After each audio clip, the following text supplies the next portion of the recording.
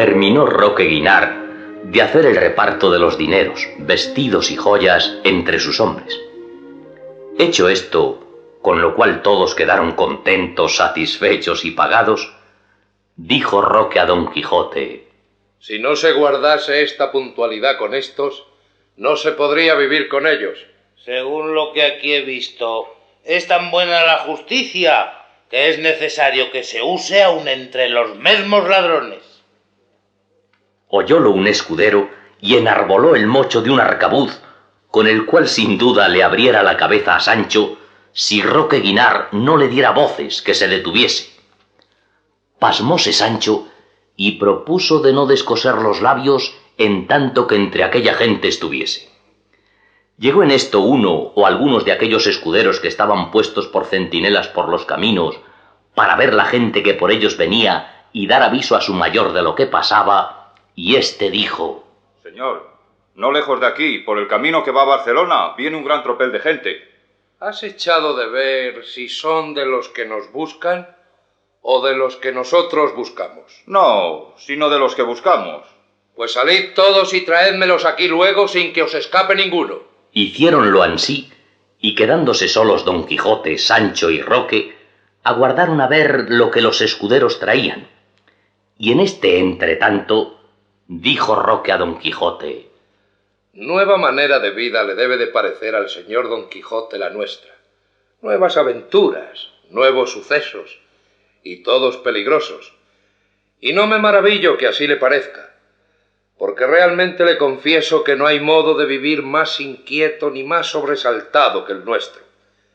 A mí me han puesto en él no sé qué deseos de venganza que tienen fuerza de turbar los más sosegados corazones. Yo, de mi natural, soy compasivo y bien intencionado.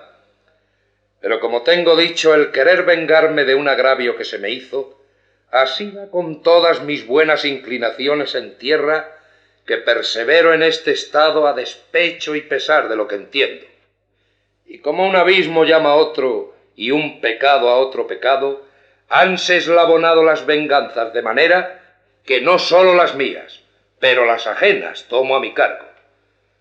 Pero Dios es servido de que, aunque me veo en la mitad del laberinto de mis confusiones, no pierdo la esperanza de salir de él a puerto seguro. Admirado quedó Don Quijote de oír hablar a Roque tan buenas y concertadas razones, porque él se pensaba que entre los de oficios semejantes de robar, matar y saltear, no podía haber alguno que tuviese buen discurso. Y respondióle: señor Roque, el principio de la salud está en conocer la enfermedad y en querer tomar el enfermo las medicinas que el médico le ordena. Vuesa merced está enfermo, conoce su dolencia, y el cielo, o Dios por mejor decir, que es nuestro médico, le aplicará medicina que le sane, la cual suele sanar poco a poco y no de repente y por milagro. Y más que los pecadores discretos están más cerca de enmendarse que los simples. Y pues vuesa merced ha mostrado en sus razones su prudencia, no hay sino tener buen ánimo y esperar mejoría de la enfermedad de su conciencia. Y si vuesa merced quiere ahorrar camino y ponerse con facilidad en el de su salvación, véngase conmigo, que yo le enseñaré a ser caballero andante, donde se pasan tantos trabajos y desventuras, que tomándolas por penitencia, en 2 paletas le pondrán en el cielo. Rióse Roque del consejo de Don Quijote, a quien mudando plática contó el trágico suceso de Claudia Jerónima, de que le pesó en extremo a Sancho, que no le había parecido mal la belleza, desenvoltura y brío de la moza. Llegaron en esto los escuderos de la presa, trayendo consigo 2 caballeros a caballo y 2 peregrinos a pie, y un coche de mujeres con hasta 6 criados que a pie y a caballo las acompañaban, con otros 2 mozos de mulas que los caballeros traían. Cogiéronlos los escuderos en medio, guardando vencidos y vencedores gran silencio, esperando a que el gran Roque Guinart hablase, el cual preguntó a los caballeros que quién eran y a dónde iban y qué dinero llevaban. Uno de ellos le respondió: Señor, nosotros somos 2 capitanes de infantería española. Tenemos nuestras compañías en Nápoles y vamos a embarcarnos en 4 galeras que dicen están en Barcelona con orden de pasar a Sicilia. Llevamos hasta 200 o 300 escudos con que a nuestro parecer vamos ricos y contentos, pues la estrecheza ordinaria de los soldados no permite mayores tesoros. Preguntó Roque a los peregrinos lo mismo que a los capitanes. Fuele respondido que iban a embarcarse para pasar a Roma y que entre entrambos podían llevar hasta 60 reales. Quiso saber también quién iba en el coche y a dónde y el dinero que llevaban. Y uno de los de a caballo dijo: Mi señora doña Guiomar de Quiñones, mujer del regente de la Victoria de Nápoles, con una hija pequeña, una doncella y una dueña, son las que van en el coche. Acompañámosla 6 criados, y los dineros son 600 escudos. De modo que ya tenemos aquí 900 escudos y 60 reales. Mis soldados deben de ser hasta 60. Mírese a cómo le cabe a cada uno, porque yo soy mal contador. Oyendo decir esto los salteadores, levantaron la voz diciendo: ¡Viva Roque Guinart muchos años! ¡Viva! A pesar de los lladres que su perdición procuran. Mostraron afligirse los capitanes. Entristecióse la señora regenta y no se holgaron nada los peregrinos viendo la confiscación de sus bienes. Túvolos así un rato suspensos Roque, pero no quiso que pasase adelante su tristeza, que ya se podía conocer a tiro de arcabuz, y volviéndose a los capitanes dijo: Vuesas mercedes, señores capitanes, por cortesía, sean servidos de prestarme 60 escudos, y la señora regenta 80, para contentar esta escuadra que me acompaña, porque el abad de lo que canta llanta, y luego puédense ir su camino libre y desembarazadamente, con un salvoconducto que yo les daré, para que si toparan otras de algunas escuadras mías que tengo divididas por estos contornos, no les hagan daño, que no es mi intención de agraviar a soldados ni a mujer alguna, especialmente a las que son principales. Infinitas y bien dichas fueron las razones con que los capitanes agradecieron a Roque su cortesía y liberalidad, que por tal la tuvieron, en dejarles su mesmo dinero. La señora doña Guiomar de Quiñones se quiso arrojar del coche para besar los pies y las manos del gran Roque. Pero él no lo consintió en ninguna manera. Antes le pidió perdón del agravio que le había hecho, forzado de cumplir con las obligaciones precisas de su mal oficio. Mandó la señora regenta a un criado suyo diese luego los 80 escudos que le habían repartido, y ya los capitanes habían desembolsado los 60. Iban los peregrinos a dar toda su miseria, pero Roque les dijo que se estuviesen quedos, y volviéndose a los suyos les dijo: De estos escudos 2 tocan a cada uno y sobran 20. Los 10 se den a estos peregrinos, y los otros 10 a este buen escudero, porque pueda decir bien de esta aventura. Y trayéndole aderezo de escribir, de que siempre andaba proveído, Roque les dio por escrito un salvoconducto para los mayorales de sus escuadras, y despidiéndose de ellos, les dejó ir libres y admirados de su nobleza, de su gallarda disposición y extraño proceder, teniéndole más por un Alejandro Magno que por ladrón conocido. Uno de los escuderos dijo en su lengua gascona y catalana: Este nuestro capitán más es para frade que para bandolero. Si de aquí adelante quisiere mostrarse liberal, séalo con su hacienda y no con la nuestra. No lo dijo tan paso el desventurado que dejase de oírlo Roque, el cual echando mano a la espada, le abrió la cabeza casi en 2 partes diciéndole: De esta manera castigo yo a los deslenguados y atrevidos. Pasmáronse todos y ninguno le osó decir palabra. Tanta era la obediencia que le tenía.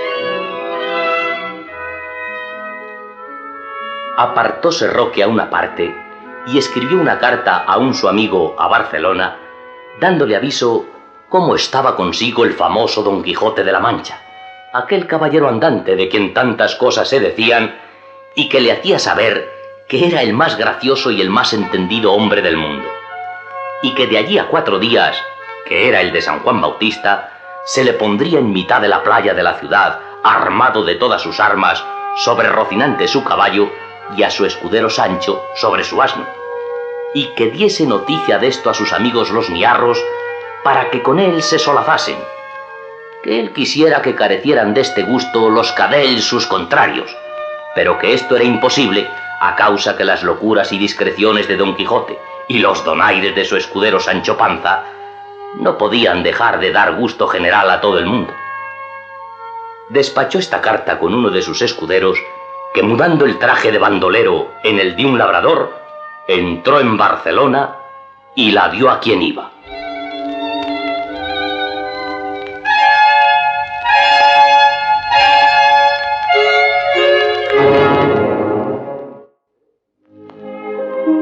Tres días y 3 noches estuvo Don Quijote con Roque, y si estuviera 300 años, no le faltara qué mirar y admirar en el modo de su vida. Aquí amanecían, acullá comían, unas veces huían sin saber de quién y otras esperaban sin saber a quién, dormían en pie interrumpiendo el sueño, mudando de un lugar a otro. Todo era poner espías, escuchar centinelas, soplar las cuerdas de los arcabuces, aunque traían pocos, porque casi todos se servían de pedreñales. Roque pasaba las noches apartado de los suyos, en partes y lugares donde ellos no pudiesen saber dónde estaba, porque los muchos bandos que el visorrey de Barcelona había echado sobre su vida le traían inquieto y temeroso, y no se osaba fiar de ninguno, temiendo que los mismos suyos o le habían de matar o entregar a la justicia. Vida, por cierto, miserable y enfadosa. En fin, por caminos desusados, por atajos y sendas encubiertas, partieron Roque, Don Quijote y Sancho con otros 6 escuderos a Barcelona.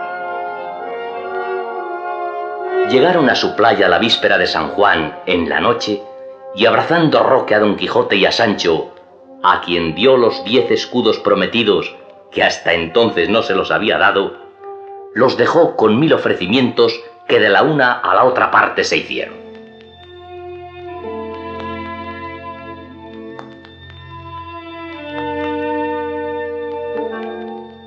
Volvióse Roque. Quedóse Don Quijote esperando el día, así a caballo como estaba, y no tardó mucho cuando comenzó a descubrirse por los balcones del oriente la faz de la blanca aurora, alegrando las hierbas y las flores en lugar de alegrar el oído.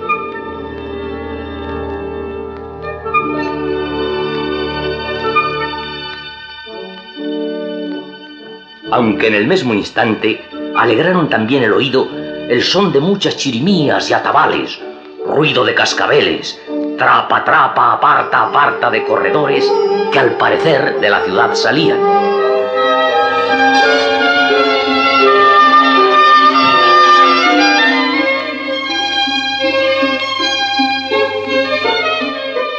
Dio lugar la aurora al sol, que un rostro mayor que el de una rodela, por el más bajo horizonte, poco a poco se iba levantando.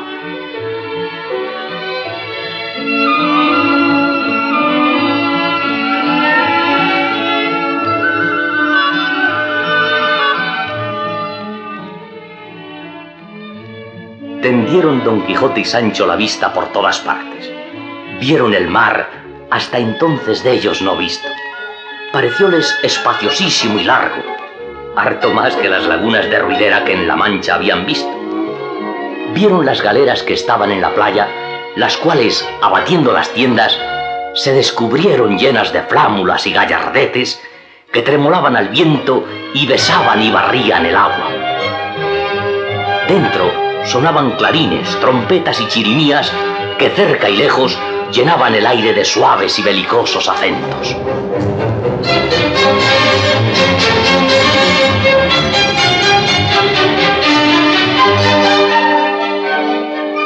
Comenzaron a moverse y a hacer modo de escaramuza por las sosegadas aguas, correspondiéndoles casi al mismo modo infinitos caballeros que de la ciudad sobre hermosos caballos y con vistosas libreas salían.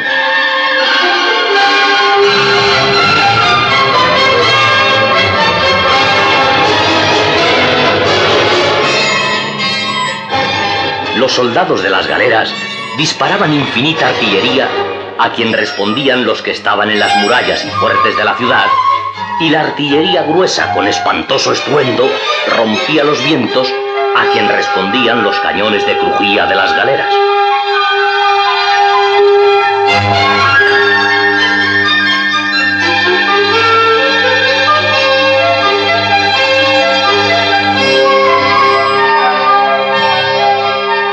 El mar alegre, la tierra jocunda, el aire claro, solo tal vez turbio del humo de la artillería, parecía que iba infundiendo y engendrando gusto súbito en todas las gentes.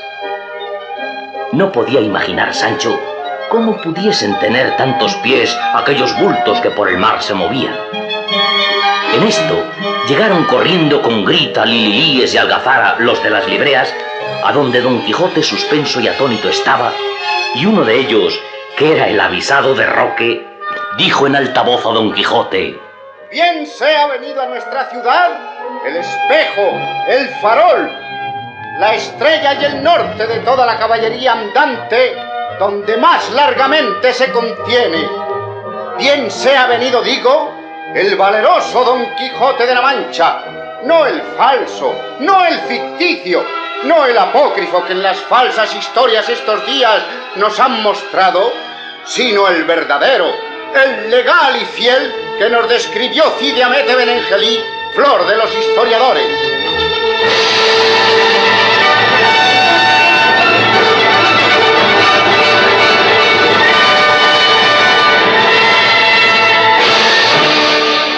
No respondió Don Quijote palabra, ni los caballeros esperaron a que la respondiese, sino volviéndose y revolviéndose con los demás que los seguían, comenzaron a hacer un revuelto caracol alrededor de Don Quijote, el cual, volviéndose a Sancho, dijo: estos bien nos han conocido. Yo apostaré que han leído nuestra historia y aún la del aragonés recién impresa.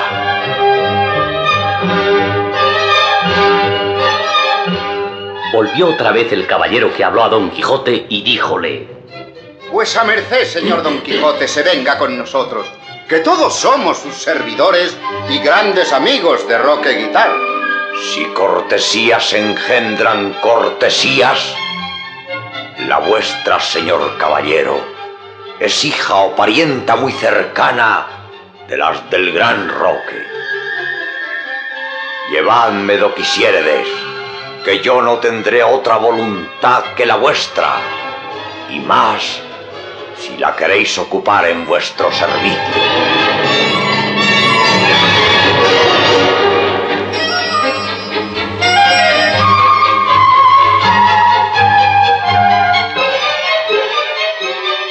Con palabras no menos comedidas que estas, le respondió el caballero, y encerrándole todos en medio al son de las chiriminias y de los atabales, se encaminaron con él a la ciudad.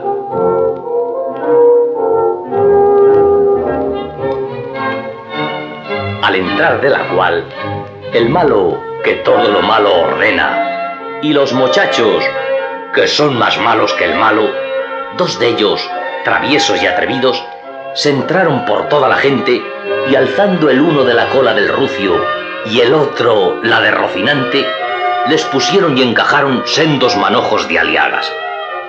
Sintieron los pobres animales las nuevas espuelas y apretando las colas, aumentaron su disgusto de manera que, dando 1000 corcovos, vieron con sus dueños en tierra.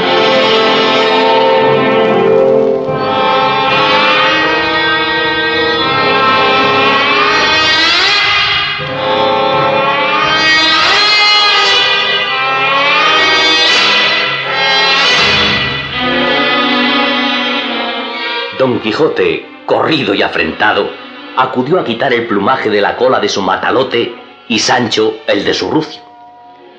Quisieran los que guiaban a Don Quijote castigar el atrevimiento de los muchachos, y no fue posible porque se encerraron entre más de otros 1000 que los seguían. Volvieron a subir Don Quijote y Sancho, y con el mismo aplauso y música llegaron a la casa de su guía, que era grande y principal, en fin, como de caballero rico, donde le dejaremos por agora, porque así lo quiere Cide Hamete.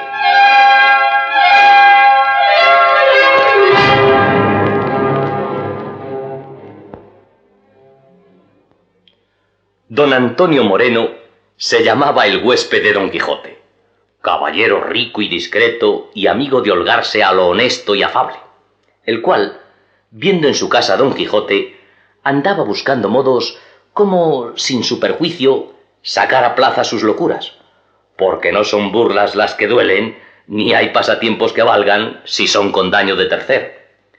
Lo primero que hizo fue hacer desarmar a Don Quijote y sacarle a vistas, con aquel su estrecho y acamuzado vestido, como ya otras veces le hemos descrito y pintado, a un balcón que salía a una calle de las más principales de la ciudad, a vista de las gentes y de los muchachos que como a mona le miraban. Corrieron de nuevo delante de él los de las libreas, como si para él solo, no para alegrar aquel festivo día, se las hubiesen puesto. Y Sancho estaba contentísimo, por parecerle que se había hallado, sin saber cómo ni cómo no, otras bodas de Camacho, otra casa como la de don Diego de Miranda, y otro castillo como el del duque.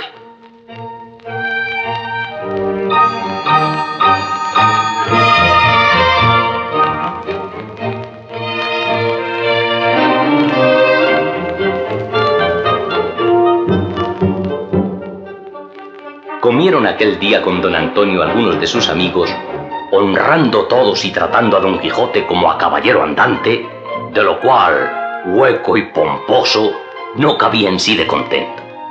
Los donaires de Sancho fueron tantos que de su boca andaban como colgados todos los criados de casa y todos cuantos le oían. Estando a la mesa, dijo don Antonio a Sancho: Acá tenemos noticia, buen Sancho, que sois tan amigo de manjar blanco y de albondiguillas que si os sobran las guardáis en el seno para el otro día. No, señor, no es así, porque tengo más de limpio que de goloso, y mi señor Don Quijote, que está delante, sabe bien que con un puño de bellotas y de nueces nos solemos pasar entrambos 8 días. Verdad es que si tal vez me sucede que me den la vaquilla, corro con la soguilla. Quiero decir que como lo que me dan y uso de los tiempos como los hallo. Y quien quiera que hubiera dicho que yo soy comedor aventajado y no limpio, téngase por dicho que no acierta. Y de otra manera dijera esto si no mirara a las barbas honradas que están a la mesa. Por cierto, que la parsimonia y limpieza con que Sancho come se puede escribir y grabar en láminas de bronce, para que quede en memoria eterna en los siglos venideros. Verdad es que cuando él tiene hambre, parece algo tragón, porque come apriesa y masca 2 carrillos. Pero la limpieza la tiene en su punto, y en el tiempo que fue gobernador, aprendió a comer a lo melindroso, tanto que comía con tenedor las uvas y aún los granos de la granada. ¿Cómo? ¿Gobernador ha sido Sancho? Sí, y de una ínsula llamada la Barataria. 10 días la goberné a pedir de boca. En ellos perdí el sosiego y aprendí a despreciar todos los gobiernos del mundo. Salí huyendo de ella, caí en una cueva donde me tuve por muerto. de la cual salí vivo por milagro. Contó Don Quijote por menudo todo el suceso del gobierno de Sancho, con que dio gran gusto a los oyentes. Levantados los manteles, y tomando don Antonio por la mano a Don Quijote, se entró con él en un apartado aposento en el que tuvo lugar el coloquio que se dirá en el siguiente capítulo, que trata de la aventura de la cabeza encantada, con otras niñerías que no pueden dejar de contarse.